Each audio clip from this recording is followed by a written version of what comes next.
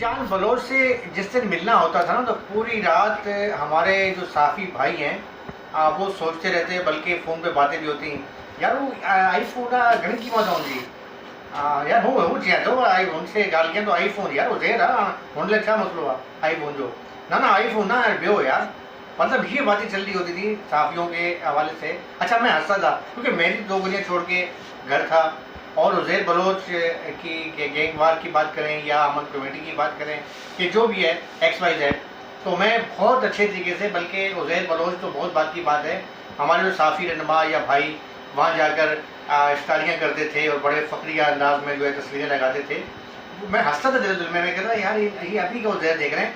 मैं तो बहुत पहले का जो है मैं ज़माने तालिब स्टूडेंट की लाइफ से लियारी में रहा हूँ, लियारी के हवाले से मैं बहुत ज़्यादा एक्सपीरियंस रखता हूँ। और मैं अपनी बात नहीं कर रहा, अगर मैं MQ की बीट करता हूँ और कोई बंदा मेरे सामने एक ठेला लगाता है, इसका किसी भी चीज़ का ठेला लगाता है, नए ज़रूर के साथ उसका ठेला है, तो मुझसे ज़्यादा मालूमात उसके पास होगी। मैं तो बात करूँगा, कभी कभी जाऊँगा, लेकिन वो जो मकामी बंदा होगा ना वो सबसे ज़्यादा मालूमात वो रखेगा। क्योंकि मैं लियारी का मकामी हूँ, अल्हम्दुलिल्लाह मुझे सिंधी भी आती है, बलोची भी आती है, मेरा बचपन वहाँ गुजरा है, उर्दू कॉलेज में मेरी तालीम है, तो मैं तो मतलब बहुत अच्छी तरीके से जानता हूँ कि किस तरीके से मामला गैंगवार कब चली, कौन से डाउन होते थे, असल डाउन कौन से, किसने क्या काम किया।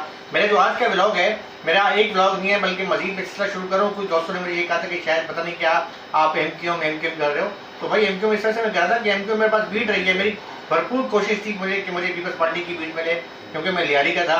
लेकिन कुछ हमारे जो हमारे पेटी भाई हैं उनको शायद मेरी शक्ल पसंद नहीं है, या क्या वजह है कि उन्होंने जब भी मुझे पीपल्स पार्टी की असम्बली की बीट मिली, उन्होंने मुझे दूर से जैसे वो बात को निकाल के बात कह दिया। MQ में मेरा MQ का भी कोई पसंदीदा रिपोर्टर नहीं रहा कि बहुत गुड बुक वाले, वहाँ भी तंस करते रहे लोग, टोके मारते रहे कि ये लियारी का है। लेकिन बहरहाल अब मैं कुछ ब्लॉग शुरू कर रहा हूँ गैंग वार के हवाले से, और मैं जो ब्लॉग बना रहा हूँ जिनको मैं ज़मीनी हक़ाइक़ बताऊँगा, मैं वो नहीं बताऊँगा कि फ़लाँ SP ने ये कहा था, फ़लाँ SHO ने ये कहा था, CTD में इंट्रोगेशन की रिपोर्ट ये थी, नहीं भाई, मैं वो बातें करूँगा जो यहाँ से निकलेंगी। तो ये है मेरा ब्लॉग, और मैं इंशाल्लाह से सब्सक्राइब भी करें। ये मेरा कोई बहुत लंबा ब्लॉग है, मैं इसको किस बात शुरू करूँगा। आज मैं शुरू कर रहा हूँ लियारी गैंग वार के हवाले से, और मैं शुरू कर रहा हूँ उसी से जैसा कि उज़ैर बलोच, क्योंकि बहुत लोग उज़ैर बलोच की जानते हैं। आप रहमान बलोच, अरशद पप्पू, हाजी लालू, उस्ताद बाबू, मजीद स्पीड, ये तो वो नाम है कि जो आजकल के जो नए रिपोर्टर हैं माइक पकड़ जो आ गए, उन्हें पता ही नहीं है कि ये कौन से गैंग वार थे, क्या थे, वो नहीं जानते इस बारे में।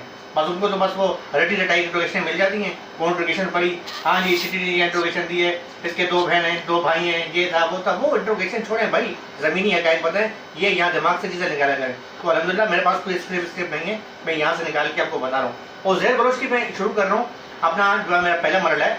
देखिए उज़ैर बलोच के बारे में अगर मैं बात करूँ तो उज़ैर जान बलोच का ताल्लुक पीपल्स पार्टी से माजी में नहीं रहा, और वो अलग बात है कि बाद में पीपल्स पार्टी में शामिल हुआ, अमन कमेटी बनाई, और पीपल्स पार्टी के वज़रा जो हैं उनके घर पे जाके खाने खाते थे। मैंने अपनी आंखों से देखा, कई लोगों को देखा, बड़े बड़े लोग मैंने देखे, और मैंने बड़े बड़े साफ़ी देखे जो वहाँ पर पहुँचे, बड़े बड़े साफ़ियों ने काम करवाए। क्या काम करवाए वो मैं अगले व्लॉग में आपको बताऊँगा, लेकिन मैं ज़रा माजी में जाता हूँ। देखिए जब मुशर्रफ साबिक़ सदर मुशर्रफ का दौर था, इलेक्शन हुए थे लोकल गवर्नमेंट के, तो उसमें उज़ैर बलोच जो है अपना जो है वो इलेक्शन लड़ा था। गालिबन उस वक्त नाजिम होते थे, शायद नाजिम या मेयर होते थे, आजकल तो चेयरमैन चल रहे हैं। नाजिम का इलेक्शन लड़ा था लियारी से अपने वार्ड से, यानी उस वक्त वार्ड नंबर 16 होता था।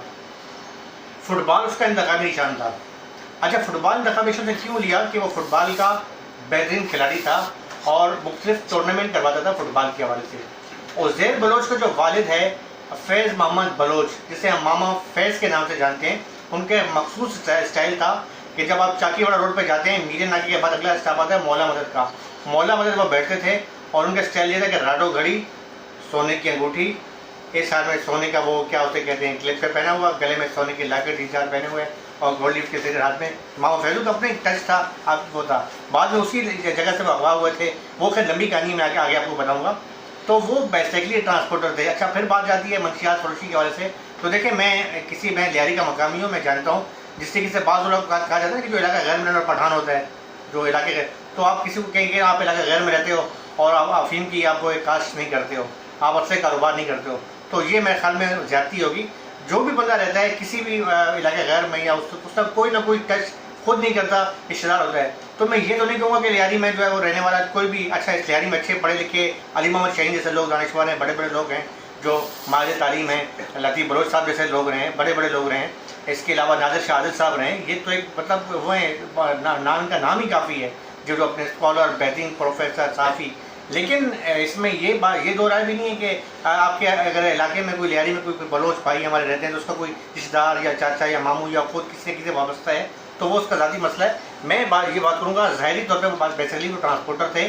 कराची से ठट्ठा बसें चलती थी, हिनो बसें होती थी जिनको गवर्नमेंट बॉडी की बसें कहा जाता था। वो ये वहाँ से ख़रीदते थे, स्टील टाउन के मुख्तलिफ कंपनियों से जो ठेके आते थे या टेंडर होते थे वहाँ से ख़रीद के उन्हें बना के उस पर अल-फैज़ लिखा होता था, यानी अल-फैज़ जिस पे लिखा होता था वो बसें जो है इनकी होती थी। और इनका अपना रूट था ली मार्केट में। ली मार्केट से बस चलती थी ठट्ठा और सजावल। तो ये इनका बेसिकली ट्रांसपोर्ट का काम था। बाद में ये भी बात में बात सही है कि रहमान के जो है वो रिश्तेदार थे। रहमान की जो वाइफ है गालिबा इनकी जो है उज़ैर बलोच की जो वाइफ थी उनकी बहनें, ये कोई ऐसा कुछ चक्कर था। लेकिन अब वो मैं डीप में नहीं जाऊँगा, वो एक ज़ातियात का मसला आ जाएगा। उज़ैर बलोच ने इलेक्शन लड़ा। मैं रोज़नामा कायनात में रिपोर्टर था और रोज़नामा कायनात में हमारे नवाज़ भुट्टो साहब चीफ रिपोर्टर थे। नवाज़ भुट्टो जो हैं उनकी मैं अक्सर जिक्र भी करता रहता हूँ कि आजकल वो काफ़ी अलील हैं। और मैं जो हमारे जो पार्लियामानी रिपोर्टरों के बड़े बड़े जो हैं नवाब हैं, इनको मैंने कई बार दरख्वास्तें भी दी। इसी के ऊपर मैंने जो है वो पटिशन भी की हुई है कि इनके लिए कुछ करें, लेकिन किसी ने कान पे झोंकी तू नहीं देगी। वो उस दौर से जो पार्लियामानी रिपोर्टिंग करते थे। तो फ़िदा अब्बासी जो है हमारे, वो भी हमारे डिप्टी चीफ रिपोर्टर थे। अच्छा, इन्होंने हमारी स्कीम निकली थी कि आप जो है अखबार हमारा था 5 रुपये का। तो कहा गया था कि आप जो है कवरेज करेंगे मुख्तलिफ इलाकों में जाके, तो आपके जो रिपोर्टरों को ये फैसिलिटीज़ थी कि आप जो है उनकी खबरें लगाएं, पूरा पेज का विस्तार दें, तो उसमें खबरें उनकी कवरेज करें। और उसके बाद ये होगा कि आपको 2.5 रुपये का अखबार मिलेगा। अखबार आगे 5 रुपये का है, एक अखबार पर आपको 2.5 रुपये मिलेंगे।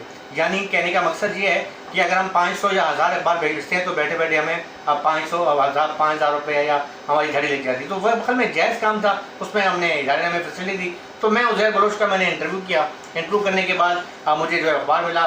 मैं मामा फैज़ के बाद गया, मामा फैज़ ने मुझे अखबार दिया। रकम तो मेरी मुलाकातें उस दौरान होती रहीं। फिर क्या हुआ कि मैं चूँकि क्राइम रिपोर्टिंग करता था बेसिकली, तो मैं अक्सर जो है गार्डन के इलाके में जो न्यूक्लियर पुलिस स्टेशन के साथ एक सेल वाक़ है जिसे माजी में IG सेल कहा जाता था, फिर वो CTD में CID में तब्दील हुआ। इसके अलावा जो है वहाँ पर बड़े बड़े नामी गिरामी अफसर चौधरी अमीर साहब, इसके अलावा जो है खुर्रम वारिस साहब वहाँ बैठे, फारूक अमान साहब जो वहाँ पर बैठे, काफ़ी सीनियर पुलिस अफसर थे। उनसे हमारी मुलाकात, अनवर जाफरी शहीद हो गए। तो हम अक्सर फ़ोन करता, मैं घर से निकलता लिहाजी से फ़ोन करता कि मैं आ रहा हूँ, वहाँ बैठ के चाय पीनी। खुर्रम भाई आज के SSP थे और आज के इंचार्ज हैं CTD के, बहुत अच्छे माशाल्लाह, एक दबंग वाले अफसर हैं। तो वहाँ जाके बैठना, हंसी मजाक करना, बैठे बैठे गप्पे निकला देती थी, खबर निकाला देती थी। तो वहाँ जाके बैठ, जब मैं निकलता था तो अक्सर उज़ैर बलोच जो है उसी जो है वो CTD के जो उस वक्त IG सेल कहा जाता था, IG सेल के साथ एक कार खड़ी होती थी। वो कार गलबन इंडेक्स कोरोला होती थी।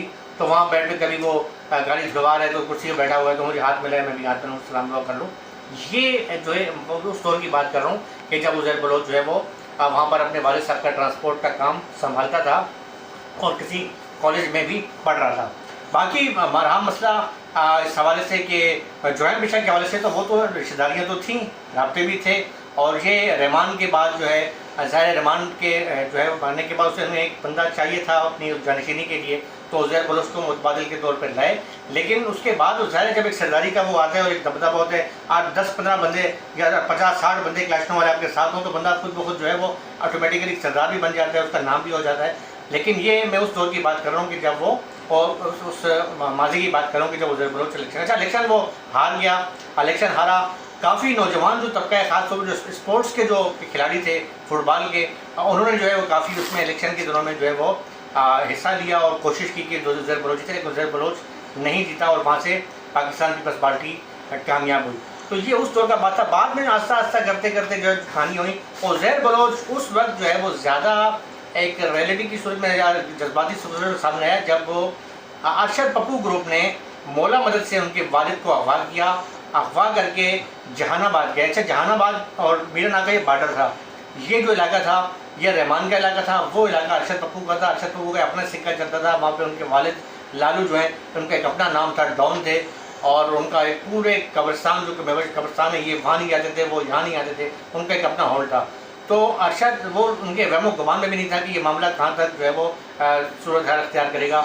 अच्छा, उनका बेसिकली मसला ये था कि हम अगवा करेंगे, तावान मांगेंगे, पैसे ले मांगेंगे और हो जाएगा, लेकिन वो कहानी बहुत आगे बढ़ी, रेमान तक पहुंची, मामला हुए। बरक्स ये हुआ कि उसके हाल मामा फैजू जिसको बोलते हैं, उनको जो है मार के और वहाँ पर मीरा नाका पर फेंका गया। जिस दिन ये वाक़या हुआ उसके दूसरे ही दिन मीरा नाका स्टाफ के ऊपर जो कराची से लसवेला ओथन जो बसें जाती हैं, उनका वो जो अड्डा था, उस अड्डे का हॉल जो था वो अरशद पप्पू ग्रुप के पास था। तो वहाँ पर जो है वो पहला मर्डर हुआ, और पहला मर्डर जो है अरशद पप्पू ग्रुप का एक बंदा था जो टाइम कीपर था, उसका गेंदबाज से कोई नहीं था, वो टाइम कीपर कीपिंग करता था, उसका मर्डर होता है। और उसके बाद उस अड्डे पर आकर जो है रहमान के बंदे यानी उज़ैर के जो बंदे वो आकर कब्जे हो गए। फिर आस्ता आस्ता ये एक दलदल में घुसते गए, यानी बाप का मर्डर था, ज़हनी तौर पे बहुत ज़्यादा इस मसले को जो है उज़ैर ने ज़ाहिर है वालिद सबके वालिद होते हैं और वालिद की मोहब्बत की जगह जो प्यार करने वाला वालिद, उसके बाद बहुत ज़्यादा जो है वो उसमें इश्ताल में आया। फिर इसका एक दोस्त था नासिर बछानी। अच्छा, नासिर बछानी जो है वो भी एक मामा बछानी होते थे, वहाँ पे उनका बेटा था, वो भी शुरू से थोड़ा सा जैसे कहते हैं ना कि लड़का जो है इलाके में टेढ़े टाइप के जो लड़के होते हैं वो था, वो साथ मिले। इन्होंने फिर अपना गैंग वार सिस्टम शुरू किया, करते करते करते अच्छा फिर मुझे याद है अच्छी तरीके से कि वो कहते हैं ना कि घर की मुर्गी दाल बराबर होती है। तो अक्सर जो लियारी के जो मकामी साफ़ी हैं, एक आध को छोड़ के कुछ साफ़ी तो ऐसे कि जो बहुत ही ज़्यादा मुस्तफ़ीद हुए हैं, इतने ज़्यादा मुस्तफ़ीद हुए हैं कि उनके रबो गुमान में भी नहीं था कि हम कहाँ से कहाँ पहुँच जाएंगे। लेकिन बाकी जो साफ़ी हैं उन्हें जो है वो लाशें मिली हैं। 3 साफ़ी जो लियारी के मकामी साफ़ी हैं उनका मर्डर हुआ है, लेकिन उनकी आवाज़ इसलिए नहीं उठाई जाती कि उसमें कई लोगों के जो है वो नाम सामने आ जाएंगे। जब नाम सामने आएंगे तो बड़े बड़े जो है वो चीज़ें सामने आएंगी, तो इसलिए उस चीज़ को दबा दिया जाता है। मैंने नासिर शाह जो थे वज़ीर इत्तलात, उनके सामने एक बार लियारी के इलाके में ये सवाल किया था कि लियारी के इलाके में 3 साफ़ियों का मर्डर हुआ था, उस मामले को क्यों नहीं उछला जाता। तो वहाँ बड़े बड़े जो है वो हमारे तुरम खान जो है ना साफ़ी बैठे हुए थे, तो उन तुरम खान साफ़ियों ने जो है ना इस मसले को दबा दिया था। जैसे आमतौर पर कोई साफ़ी सवाल करता है ना तो दूसरा क्रॉस सवाल करके घुमा देते थे, अरे सही ही मसला हुआ बस खत्म करके घुमा पर, तो उस मसले को मामले को बिल्कुल जो है वो हटा दिया गया। बहरहाल जो लियारी की जो मकामी साफ़ी मैं आपको बात करता कि जब रहमान जिंदा था और पीपल्स अमन कमेटी की बुनियाद रखी गई, तो एक बार जो रहमान का जो अपना घर है जहाँ अफशानी गली में, वहाँ पर लियारी के साफ़ियों को मदऊ किया गया था। और मुझे ये कहने में कोई वो बड़ी नहीं कि मैं भी उस मीटिंग में मुझे भी कहा गया था, क्योंकि मैं जर्नलिस्ट था, लियारी का मकामी था। तो वहाँ पर उज़ैर बलोच आया था, उज़ैर बलोच बैठा हुआ था और एक टेबल लगी हुई थी, और वहाँ पर जो है मैंने गौर से देखा तो पीछे लगा हुआ था कैमरा लगा हुआ था। कैमरे के पीछे जो है वो हमारे जो हरकत उसकार जब बातचीत थे वो रहमान बलोच जो है वो सुन रहा था, लेकिन रहमान ने बराह रास्त किसी से बात नहीं की थी। तो उज़ैर बलोच ने कहा कि यार आप लियारी के मकामी हो, हम चाहते हैं सामाजिक काम करें, सोशल वर्क करें, आप में निशानदेही करें, हम कोशिश करेंगे कि लियारी में जो ये तासुर ख़त्म किया जाए, कि जो गैंग वार का मामला ये ख़त्म हो ये हों। मैं उस दौर की तो बात करूँगी जब लियारी गैंग वार नया चला था। अब मैं ये उनकी कोई सफाई पेश नहीं करूँगा कि वो बहुत ही कोई दूध से धुले हुए थे या उन्होंने जो है बहुत ही जो है वो लियारी को वो कर दिया, नहीं, मामला हुए कत्लो हालत जो ये मामला बहुत आगे जो हुए, जब 3 साफ़ियों का मर्डर उससे बढ़कर और क्या होगा, तो वो बात आगे बढ़ी। खैर उस पर लोगों ने उनसे बातचीत हुई काफ़ी हद तक। फिर वो रहमान का वाक़या हो जाता है, रहमान की बात जो है वो उज़ैर बलोच सामने आया। तो मैं आज का जो थोड़ा सा मैंने आपको ये लबाब जो अपना बताया, अब अगले ब्लॉग के अंदर मैं आपको मज़ीद बताऊंगा कि पीपल्स अमन कमेटी की जो बुनियाद रखी गई, ज़फ़र बलोच किससे इंटर हुआ, उसके अलावा कौन कौन से जो साफ़ी थे जिन्होंने मशवरा दिया उज़ैर बलोच को कि आप मीडिया सेल बनाएं, और मीडिया सेल में जो है लियारी के साफ़ियों के साथ साथ बाहर के साफ़ियों को करें। और जब ये मीडिया सेल बना, उस मीडिया सेल से कितने लोग मुस्तफ़ीद हुए, कितने लोगों को जो है बाद में सरकारी नौकरियाँ दी गई, कितने लोगों को जो है वो जॉब्स मिली, और कितने लोगों को बस कि आप लियारी के हो, हमारे बस लियारी के मकामी हो ना, बस हम चौधरी हैं, आप हमारे मज़ारे हो, उसकी हद तक रखा गया। यानी फ़ोन आ रहा है, भाई का फ़ोन आया, मलिक साहब आ जाएँ, आज वो खाना आपने यहाँ खाना, इफ्तार यहाँ करनी है, ठीक है भाई, और पहुँच गए हाथ बांध के। कुछ ऐसे भी थे और कुछ जो है उन्होंने फ़ायदे भी उठाए। अच्छा, फिर बाहर के साफ़ियों ने कितने फ़ायदे उठाए, किससे किससे क्या कैसे आजकल जो बड़े तुरम खान बने हुए हैं जो अपने आप को बहुत यारी सुनाल्ला कहते हैं कि हमसे बड़ा ईमानदार कोई नहीं है, उन सब की बातें बताऊंगा। और मैं शुरू से मेरी आदत है, मैंने पहले भी बात की थी कि मैं किसी का नाम नहीं लेता, लेकिन साफ़ी समझ जाते हैं, क्योंकि साफ़ी होता है तो मैं इतना करीब करके बता देता हूँ। तो बाकी मैं आम पब्लिक की आवाम में उनको बदनाम नहीं करना चाह रहा, लेकिन जो साफ़ी होते हैं वो समझ जाते हैं कि इसका इशारा किसकी तरफ है। तो मैं खुल के बताऊंगा और सवाल से मज़ीद चीज़ें देखूंगा। मेरा ब्लॉग देखते रहिएगा। इसके साथ अपने भाई आफ्ताब हुसैन और फाम साफ़ी को इजाज़त दें, और मैं इजाज़त चाहता हूँ अपने प्रोड्यूसर RCA के साथ। अल्लाह हाफिज़। पाकिस्तान जिंदाबाद।